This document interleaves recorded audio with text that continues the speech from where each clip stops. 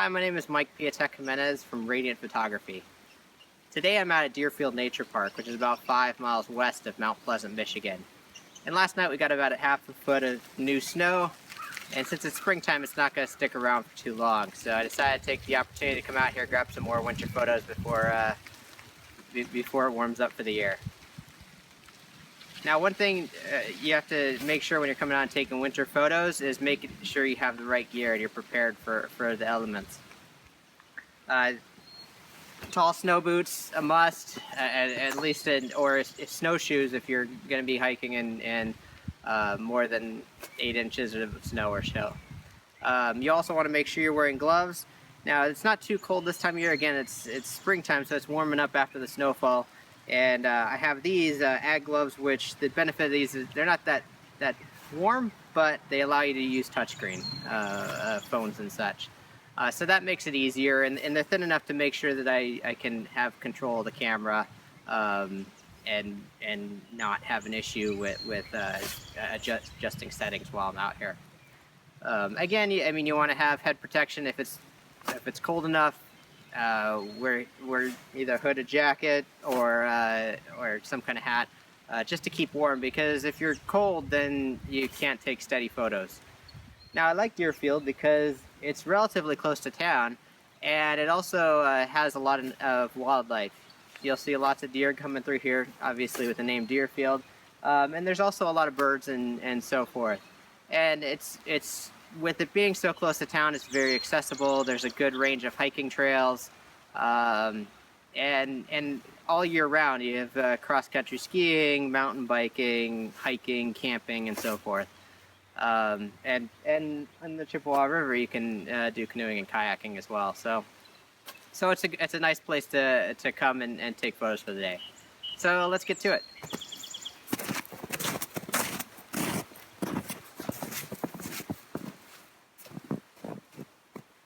So what kind of gear would you bring out to photograph at Deerfield? Again, like I mentioned, there's some wildlife here. There's lots of birds and so forth. And so you're going to want a telephoto zoom. I'm using a 1:400. If you have a 70-200, that'd be good as well. I also have in my bag a different camera with the 24-105 zoom for some landscape photos. And whenever you're going out in the cold, you want to make sure that you give your gear time to adjust the temperature. When you go outside from a warm environment into a cold environment, or vice versa, you're going to have condensation on your gear, and that's never good for electronic components, and especially lenses. If you get moisture inside the lens, then you're dealing with mold and mildew down the road potentially. So make sure you give your gear time to adjust the temperature before you take it out. The best way to do this, in my opinion, is just to leave it in your backpack. If you have a backpack or a bag with the gear, zip it up, make sure there's not a lot of air exchange there, and take it out, wait for it to cool down before you unzip and start pulling out your gear. Likewise, when going in the house, your gear is going to be really cold, and you're going to want to make sure it's in a bag until it warms up so you don't get condensation on the outside. One thing to keep in mind too, you'll often hear it mentioned that batteries don't last long when the cold, and this is certainly true. You might lose anywhere from a quarter to half of the battery life when your gear is cold. And so make sure you have spares in your pocket where it's warm, so they keep a charge better. The other thing I've heard working is that if a battery dies while you're out here, put it in your pocket, warm it back up again, and a lot of times when the battery warms up, it'll get enough of a charge that you can pop it back in your gear and keep on shooting with it. So that's another thing to think about when you're using your gear in the cold.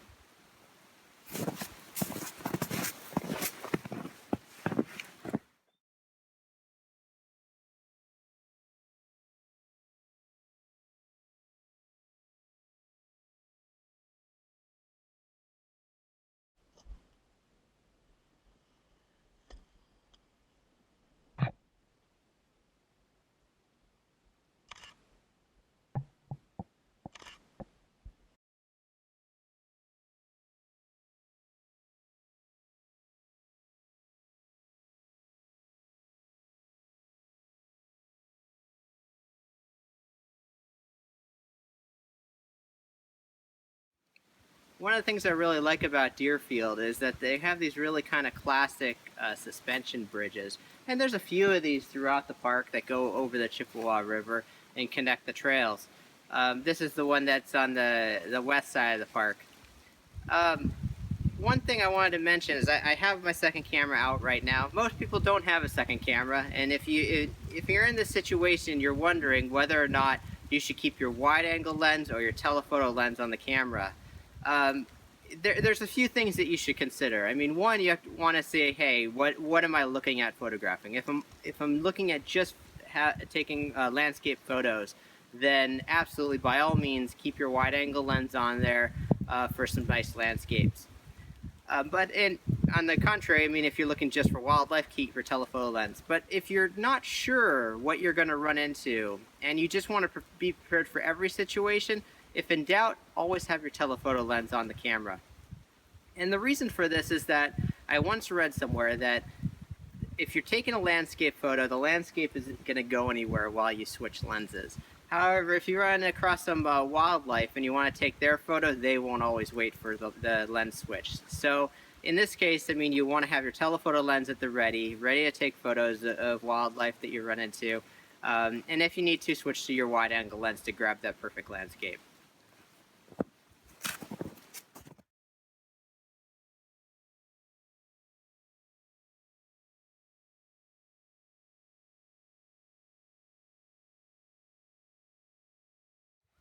Now, if you're struggling to take a landscape photograph and you just can't get that right angle on what you're trying to photograph, one thing you might want to try is taking a different approach to things. Now, a lot of people look at the world at eye level, but what we're not used to doing is looking at the world from either a really low level or a really high level, which is why a lot of times when you're wanting to get a good overview of a city or something, you go into the tallest building to look out or something.